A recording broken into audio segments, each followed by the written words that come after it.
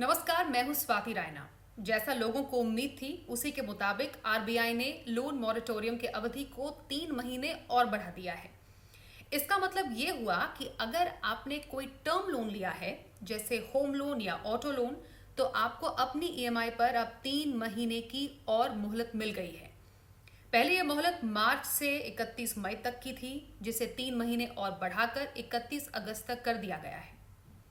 पर यह समझने और गौर करने वाली बात जरूर है कि इसका मतलब ये नहीं है कि मार्च से अगस्त तक की 6 किस्तें आपसे नहीं ली जाएंगी। दूसरा ये कि इस दौरान जो भी ब्याज बनेगा उस पर आपको बाद में ब्याज भी देना होगा। ये समझ लीजिए, लोन मॉरेटोरियम का मतलब ईएमआई वेवर नहीं होता है। अब आपके पास विकल्प क्या है, ये समझते हैं। ईएमआई टालने पर 6 महीने के इकट्ठा हुए ब्याज को आप टर्म लोन में बदल सकते हैं।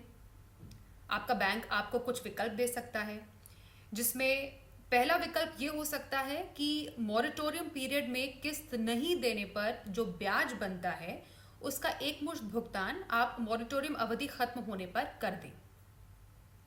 दूसरा विकल्प आपके लिए यहाँ पर यह बनता है कि मॉरेटोरियम अवधि के दौरान जो भी ब्याज आपका बनेगा उसे लोन की बाकी रकम में जोड़ दिया जाए और उसे बची हुई ईएमआई में बराबर से बांट दिया जाए। तीसरा विकल्प यह है कि ईएमआई को न बदला जाए, लेकिन लोन की अवधि यानी लोन टेन्योर, टाइम टेन्योर को बढ़ा दिया जाए। चौथा विकल्प ही है वो ये कि आप पहले की ही तरह सामान्य तौर पर अपनी ईएमआई कटने दें।